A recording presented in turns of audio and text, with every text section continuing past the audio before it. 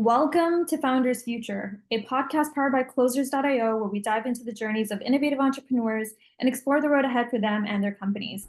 I'm your host, Mishal Saeed, and in each episode, we uncover the stories behind impactful ventures, the challenges faced along the way, and the strategies driving their future growth. Today, we are thrilled to have Erica Hansen joining us. She is the founder of the Wisdom Collective and a certified public accountant with over 25 years of accounting and operations experience. She launched the Wisdom Collective to empower construction business owners and suppliers with financial clarity, operational expertise, and leadership training to scale with confidence. We'll explore her founding story, how the Wisdom Collective transforms businesses, and what the vision for scaling this innovative consulting firm looks like. So with that being said, let's dive in. Erica, welcome to Founders Future. Thank you very much. Lovely to be here. Yeah, it's a pleasure having you on. Kick things off for the listeners for us. Take us back to the beginning. What specific problem within the business landscape, perhaps around financial mismanagement or operational inefficiencies, inspired you to actually launch the Wisdom Collective? Let me give you a little bit about my background. So I have a bit of an abnormal accounting resume. So over the last 30 years, I have been in the trenches either as a consultant or as an employee, but working through C-suite, all the way up, right? Worked in different industries: construction, renewables, tech, service industries, retail, consumer goods, aerospace and defense, media and publishing, restaurants, hospitality, real estate development, on and on, right? I've also worked in many sizes companies, everything from mom and pops all the way to big guys like Boeing, Gannett. Worked through high growth, startups at different stages, and I've worked a lot of distressed and turnaround companies. Seeing those things gives you a different type of perspective. While doing all those things, I became a bit of a transformation specialist, which I don't know exactly how that happened. I think it was I just kept taking projects that nobody wanted, and then eventually was able to start putting stuff together, and people would go to me for help. So I became a bit of a fixer. So when you're working through accounting transformations, which is where I started, a lot of times the problems are coming from outside of accounting, right? Mm-hmm. So when you're doing an accounting transformation project, it's not always just about the accounting. So you end up doing a lot of organizational transformation. It could be simple things like, hey, we're running out of cash. Then we start looking at everything and find, oh, you got a 35% margin and you're paying your sales reps 25% of it. That's why you're having cash problems, right? It could be anything along those lines. But over the past 15 years, I've been noticing some interesting trends, especially in the last 5 years. And I think our bad habits and those bad practices that we've been cultivating over the last 10 years or so, they're starting to catch up with us. Every turnaround I was working, they were getting progressively worse and worse. And I was like, we've got to do something about the front end. And so I said, I want to understand what's happening, right? Are the things that I thinking are root causes, or other people seeing the same things I am? So I started asking people and doing some research and just talking to people. And I realized that what I was seeing, it was pretty much where we were going with that. But I realized that I had a little bit broader and wider perspective than others because of the types of projects I was working on and that I was working across industries. A lot of accountants will stay in a particular industry for most of their career, or in a particular size of company for the majority of their career. And walking across those different sizes of companies and industries, I was seeing a lot of things. And then going into distressed companies, holy cow, you learn so much by what went wrong. Yeah. You learn more by what went wrong than doing it right the first time, because you have to untangle the spaghetti and then walk it backwards and say, okay, where was the one spot where it went bad, or what were the decisions that we made along the way? But I was hearing the same things over and over again, right? Companies were in day-to-day chaos. The environments were increasingly becoming very unstructured. The data was either blind or, what accountants will call like dirty. It was inconsistent, incoherent. It was missing or it was just wrong. And so companies were flying blind. When you don't have the data, guess what happens? You go with your gut, which is not always correct, right? You can't make informed decisions without information behind it. Teams were struggling. They were having trouble keeping up. They were overwhelmed and burned out. And we were requiring unsustainable requirements on teams. And it keeps increasing, right? Teams were running leaner, workforce talent. We were having shortages in certain areas. There was high turnover, and it was impacting the organizations. And basically, everyone seems to be in survival mode. Lean staffing, marginal training, everything's fast moving. That's all the vicious cycle. And then you start adding economic pressures and big changes in the markets, and it creates a bit of a hornet's nest. And so there's a lot of unhappy owners, executives, and employees because the synergies are missing. Even the large companies are struggling with some of those issues. Yes, companies that were previously very structured, they had their act together, were struggling. So I wanted to help companies and their employees, and my mission was bridge that gap between the reality and the efficiency. I wanted to help more than just one company at a time. I wanted to make employees happier in what they're doing and understand why they want to do it. And the workforce is changing too, and we've got to be able to adapt to that. And then AI is coming in, and that's creating some additional challenges. I built the Wisdom Collective, which is a series of companies that do different things, but they work in synergy. But the bottom line is trying to give stability and growth potential to the companies that we work with in various different ways, either through training or building community or through reorganizations or giving them more views on their information or helping their employees get from point A to point B. And we built a business model with basically three companies. We have a consulting group. They are basically like operations and organization. They help with the day to day. So it's consulting and project accounting, management advisory, organizational and accounting realignments, transformation projects to help with scaling, interim and fractional accounting support, partnerships to do transformations and integrations like when you acquire an entity. That gets very challenging, especially if you're going through heavy M&A activity. And then systems implementations, because not everybody gets to do a system implementation in their lifetime, especially very large projects, and starting with sourcing and go all the way through to administrative best practices and implementation configuration all the way along. The second one is the education group, which is slowly coming online, but most of it is planned for 2026 and beyond. So think training and development there. It's educational speaking. Later, we're going to be doing live events and programs and retreats. We have publishing content and books that are in the hopper right now that are in development. And then our other group is the business group, which is training and development, but it's building communities as well. Training and coaching, community building through learning and masterminds and groups together. We're launching a couple of new products this year. They're actually coming online in the next few months. We have Toolshed Mastermind, which is an industry specific to the construction industry, where we're doing it's an annual training program where it's small and medium sized construction and construction adjacent companies that have a structured training program to teach them the business behind the business.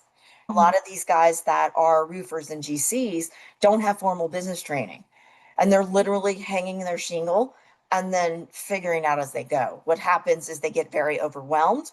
We're having trade shortages, and I wanted to address helping them do things smarter with an entrepreneurial mindset, because that's a different way of thinking, right? Than just being an employee. And so doing things strategically and risk mitigation and understanding what's in your wheelhouse, that's the first step for being an entrepreneur. You can't do it all by yourself. So finding those resources and tools and helping them do those things. So that'll be launching pretty soon.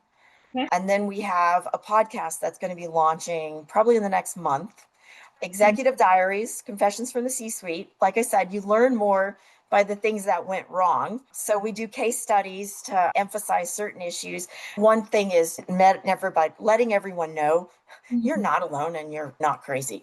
Yeah, Mhm. things are a little bit tough and everybody's knee deep in alligators. So if Yeah. we can give them some ideas and tell them, here's what happened, here's how we fixed it, or here's where we focused, or here was the root cause of it, it Mhm. gives them some place to start because knowledge is the path to clarity. We had all those things going on. Yeah, it's been interesting. Yeah, answered my next question as far as your core offering goes. You have the fractional CFO services, the toolshed masterminds as well there, and then the operational consulting as well, which you're pretty much digitizing into a course-like medium over the next few months, creating something evergreen to where clients themselves can self-implement. And that's really what that vision looks like for scaling as well. So going into this year, incredible. Correct. Yeah, no, I love that. Now, as far as acquisition goes, how are you generating leads right now for the Wisdom Collective? What does that look like right now, whether it is networking, paid ads, social media? And are you having any challenges when it comes to generating leads and predictability on that front? I'd love to get your perspective on that.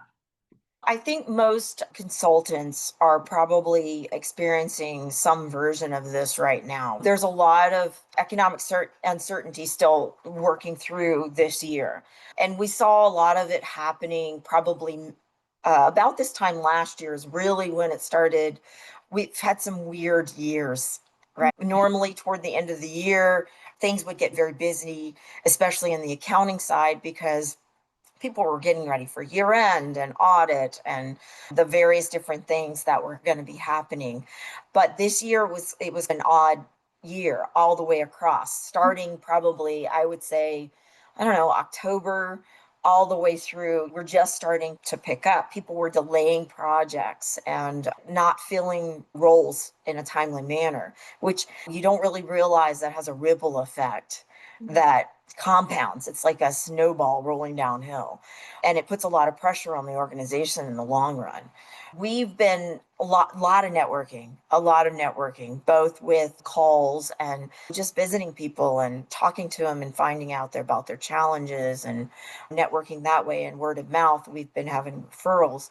We've also gotten some interesting other marketing things going in the hopper.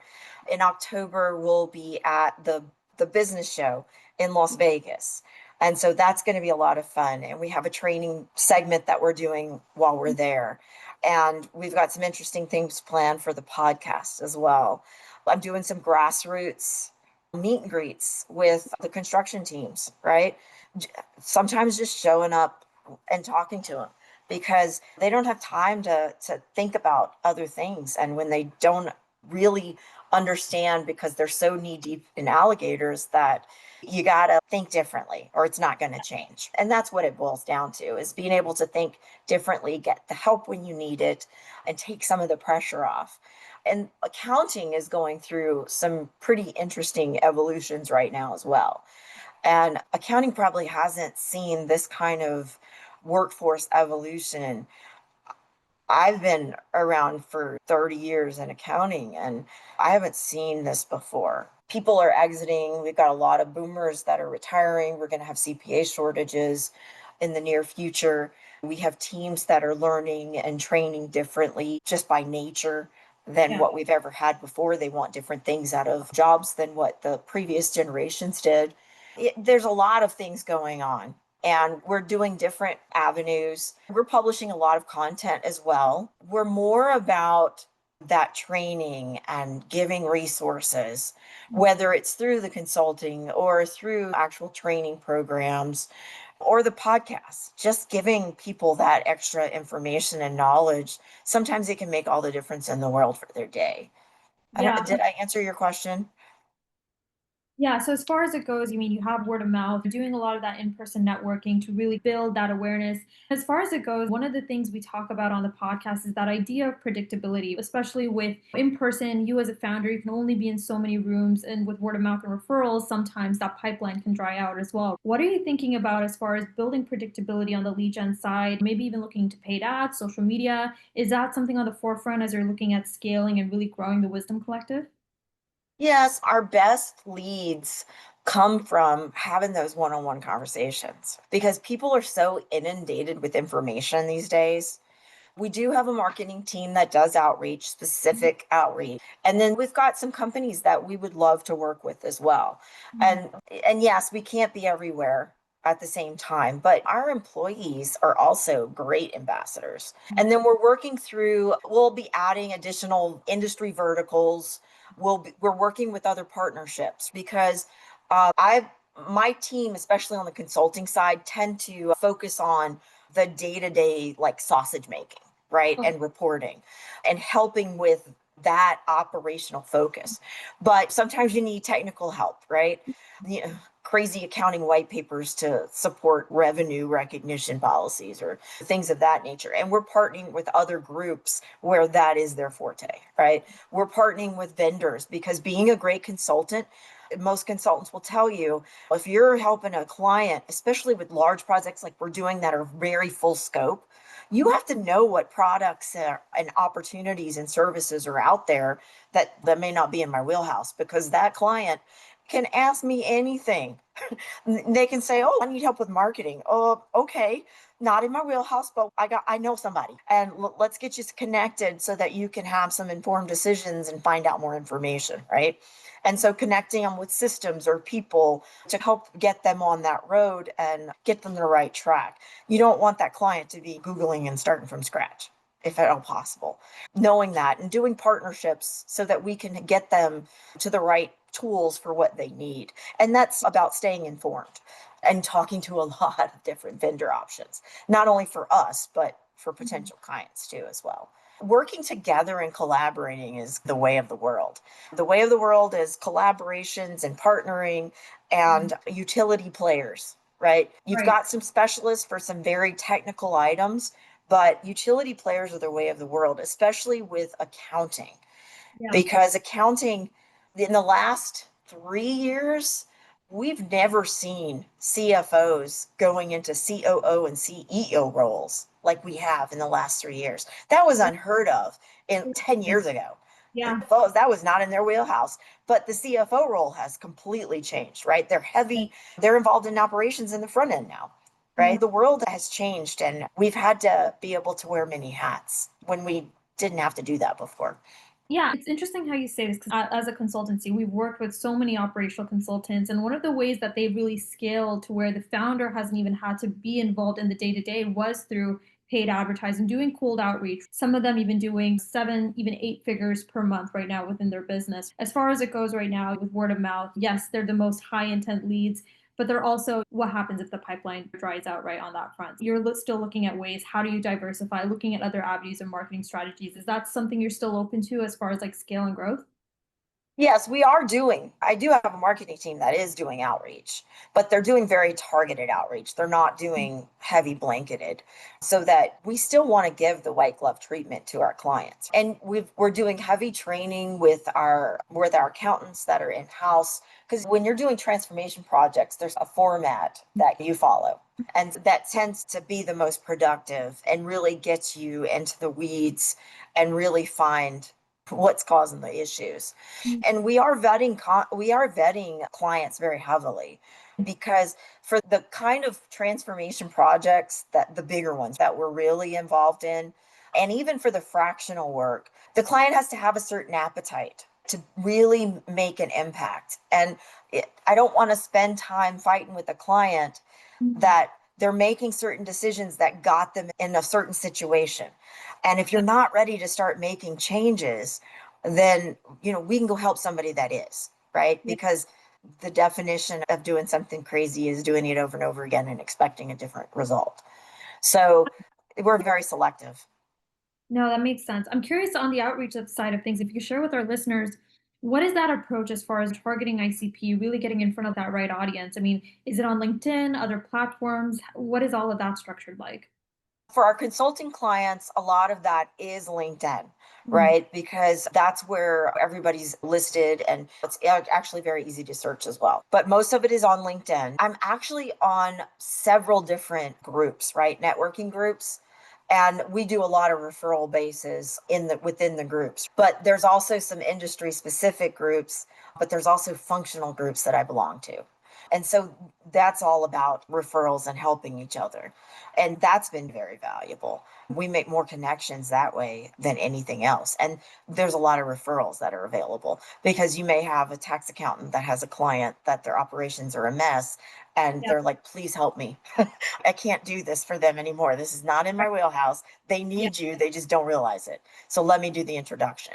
Things of that nature are happening continuously as well. Or auditors are saying, yeah, this client, we've been working on this audit for 4 months. It was supposed to be a month engagement, right?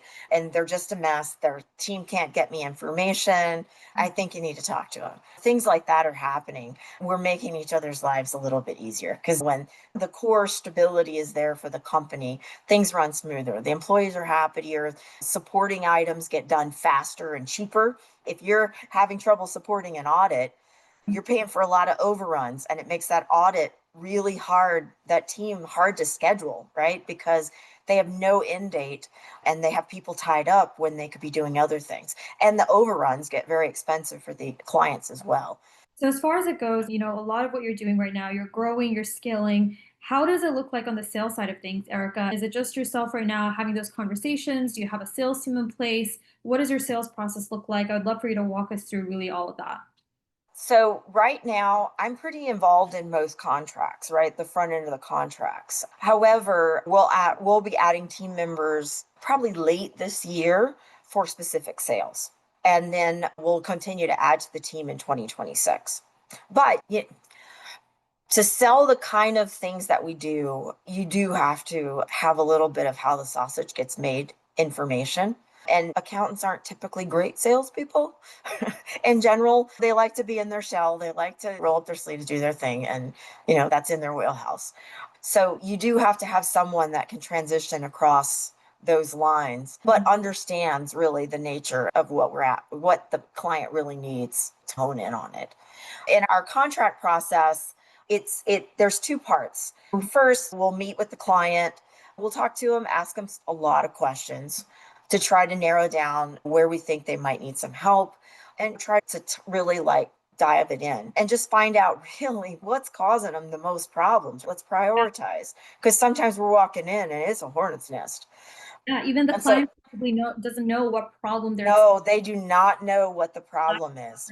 And we look at it's a three-pronged approach, right? We look at people, processes, and systems because pretty much those three things will cover almost everything within the organization. And so we start asking questions. We have a structured checklist that we go down that's like general questions in different areas to say, okay, where are you on this scale? Let's talk about what's happening in this particular area. And a lot of it boils down to there's no visibility, which is underlying issues. And sometimes the accounting teams are very overwhelmed, and sometimes they don't have enough experience or they don't have enough experience to understand where the problem is coming. It may be coming from outside their group in, and they just know this is a mess. I'm doing everything manual. It's taking me hours when it should. And they're just getting bombarded with things. So the first step is we have some discussions, and there may be several depending on the complexity of the organization, the size of the organization, how long these problems have been going on, because the longer they're going on, the more complex they get, the higher the data problems become, which takes longer to fix. They didn't happen overnight, they're not going to get fixed overnight. And setting expectation with the client is extremely important too. And then once we get to the point where we decide there's going to be a contract, there's usually two pieces to the contract. The first contract is like a diligence contract where we come in, they're giving us tons and tons of data, we're crunching the numbers, we're talking to individual employees, doing walkarounds, especially if it's a very large transformation project, asking questions, just trying to dig around and see what's really happening. Because sometimes on the surface is not what's happening. What's really happening, and then really narrowing down with the client where they want to go. Because if you don't know point A where you're starting and point B where you want to go, then being able to scale and bridge that gap, you can't do it. Building that and then building that project planner to get where they need to go.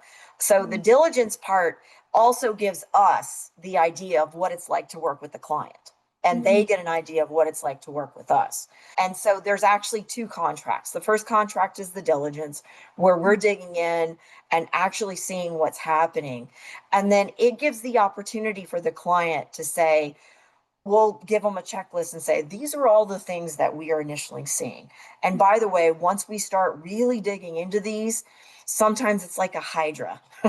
And so you have to follow all the paths to figure out exactly what needs to be fixed. So the scope can get larger. We try to stick very close to prioritizing, and we have periodic check-ins once we start. But the diligence part of the contract, we go through and find those informations. And then we start prioritizing with the client and then going to the next level. And then we build statement of work for the next part of the contract. But the diligence contract has a go and no go Mhm. opportunity. That's not only for the client, but for us. So if we get to that diligence portion and we're having trouble getting data from the client, Mhm. or we're getting pushback for certain aptitudes when we start asking questions, then that is not beneficial to the client. If we start getting knee deep in this process, we can't go faster and fix their problem because sometimes there's such root rot, Mhm. basically, that it's like flying an airplane while it's in flight with no instruction manual, and you're having mechanical problems along the way, and then people are trying to join your flight. So all of these things are happening. We're usually fixing these crazy problems while work is still going, so it doesn't stop so we can fix these things. It's all happening at the same time, so it can be challenging. Once it's every You get little wins all the way through, so you celebrate a lot, but you get those little wins, and as things you start moving levers, things start falling into place and people start seeing that traction, and that change management is going through the whole process all the way through. And Yeah. so once it starts clicking, they get really energized and excited. They're like, oh, this thing that used to take me 4 hours now just took me 20 minutes. Yeah. Yeah, they This, start seeing that progress. Yeah. you feel like that kind of aha moment takes place typically for a client? Is it like 1 or 2 months into the engagement where they're starting to see now there's improved operational efficiency? What have you seen on average? Like I said, it depends on the complexity of the organization, the size, and how long the problem's been consistently happening, right? Sometimes for smaller projects, you get some pretty quick wins just by making a few changes. Larger projects, you make sure you celebrate along the way because it's not always completely evident. The old adage, this is what it looks like when it's come together, it gets pretty messy. When we walk in, like I said, it could be a hornet's nest. Right. And it's very important. Change management is extremely important, especially for the very large projects. Because if Yeah. people don't like to change, even if they're drowning, they're just like, oh, it's another thing. And if you put another project on an overwhelmed workforce, you tell them we have another project and this is what it's going to take. They're practically in tears because they're just like, I can't do more. I physically and mentally cannot take on another project. And helping support them to get them there. And a big step is, why are we doing this? This is what it's going to look like when we go through this process, right? Yeah. This 100%. is where we're going. Won't it be nice Mhm. when this is actually happening? And having those conversations, getting them energized and engaged again, because most of the time they're pulling back on the engagement because they're just so overwhelmed. Incredible. How is that? I'd love to learn a little bit more because I know you were talking as well about sales and initially in that process, right? Sometimes it's even hard for clients to even commit. What challenges have you been seeing on that front as far as like really getting a client to commit to the engagement to begin with? I'd love to get your thoughts on that. Yeah, so, like I mentioned before, businesses are very hesitant to engage now. And we'll usually go down the list and say, you're experiencing this and this, and your cash is getting tighter, and your timelines for turning projects or delivering products or having XYZ issues, or your customers are giving certain feedback, and you may have lost some customers because of XYZ, right? Or you're having supply and procurement problems, or some of these can be fixed, and they can be fixed very quickly, right? But if you continue to do, this is what's going to happen, boom Yeah. boom, and just lay it out on the line for them and say, if you don't have X, This Mhm. is what's going to happen. I've seen it happen. It gets worse. And Mm. like I said, it's a snowball. It keeps getting worse and worse. And the thing is, the more you put off hiring that replacement headcount, and the longer you put off doing these projects or putting in the system that you really need because the one you have is not cutting the mustard, right? That is putting pressure on your workforce. It's putting pressure on your cash, right? It's putting pressure ultimately on your customers and vendors as well. You're going to lose good employees because it's just not worth it to them anymore. Once it starts getting really convoluted and complex, you're going to lose that workforce. You don't have time to train, which Mm. that's a problem in itself.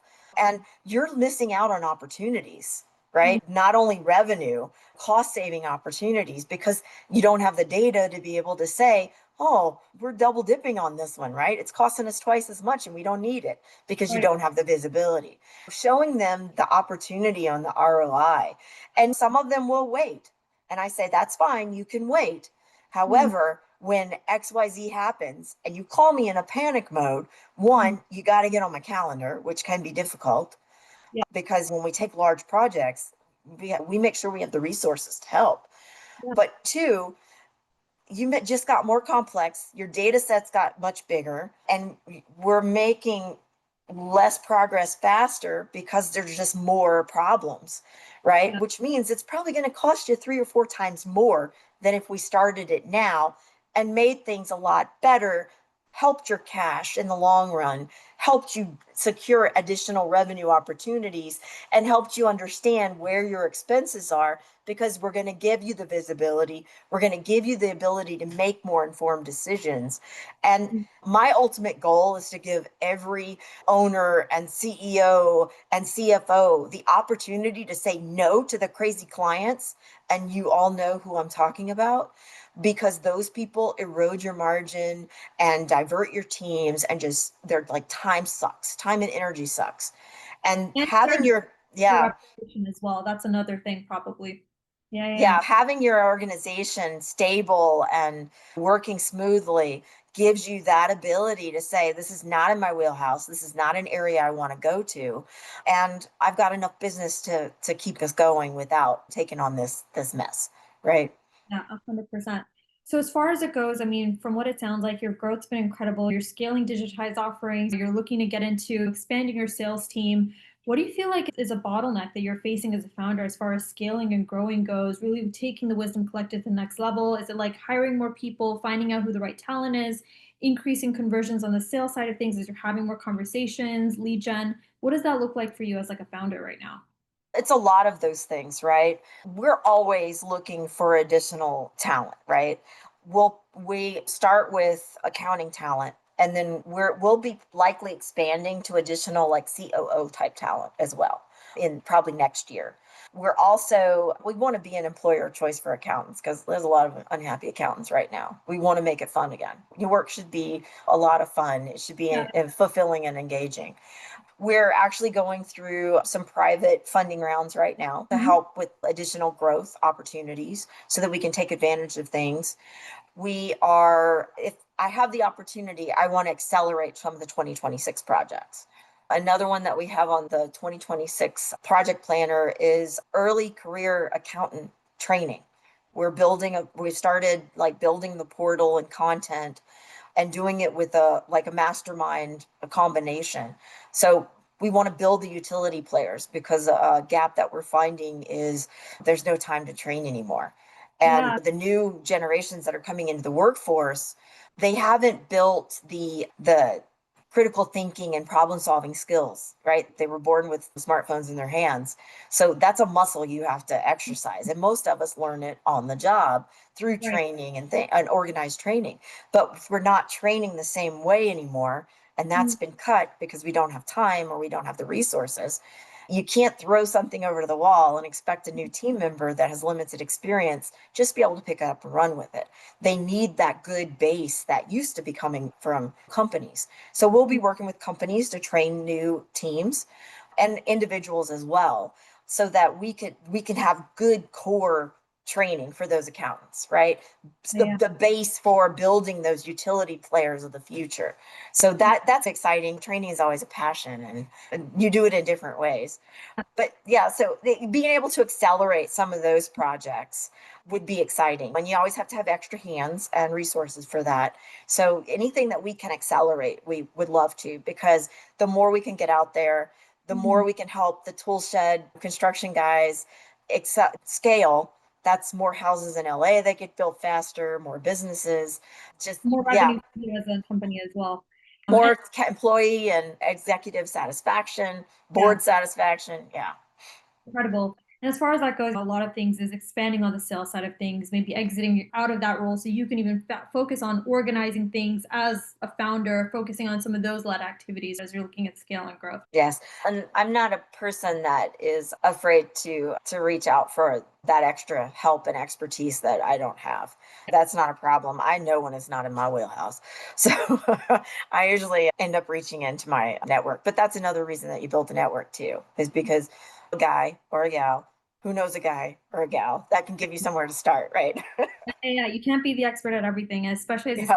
CEO. That's founder syndrome, right? When you think you're thinking about business. On that note, last question before we do wrap up. What's like your vision for 2025? I know you talked a little bit about some digitized offerings that are coming in place. You're scaling, especially with sales, marketing, bringing on more accountants as well. What are some of the revenue targets you have in mind, performance goals? Paint that picture for us before we do wrap up. We are looking at probably being at least 50% year over year in 2026. We're putting the pedal to the metal. But I'm really excited about all the things that are happening. And I got a lot of energy and like the Energizer bunnies a lot. So it can be a little overwhelming for the people around me, but they keep me grounded and it's exciting and fun. We're building a great culture I want to make work fun again because it hasn't been fun for a while. So, yeah. Doing that for the employers one step at a time. And before we do wrap up, what's the best way for the listeners and even clients to potentially work with you? What does that look like? The best way to reach out, you can reach out through our website or you can email me directly as well. My website is mywisdomcollectum.com. Okay. And my email is Erica at Mhm. twc.center. Perfect. On that note, Erica, that wraps up another inspiring episode of Founders Future. Thank you so much for joining us and sharing your incredible story with growing and scaling the Wisdom Collective. We're cheering you on as you head into the last half of 2025 and look at expanding your offerings and growing and scaling to more and more onwards. Thank you so much for having me on. I enjoyed our conversation Yeah. and I look forward to speaking with everyone. Thank you so much. Absolutely. To our listeners, if you enjoyed today's episode, don't forget to subscribe to Founders Future wherever you listen to your favorite podcasts. And of course, you can also follow Erica on LinkedIn. We'll link her profile in the summary below and the contact information that she did link as well, website included.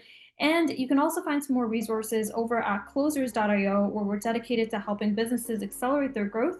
They're trained appointment setters, world-class closers, and sales and marketing systems. So until then, everyone, keep climbing, and we'll see you all on the next one.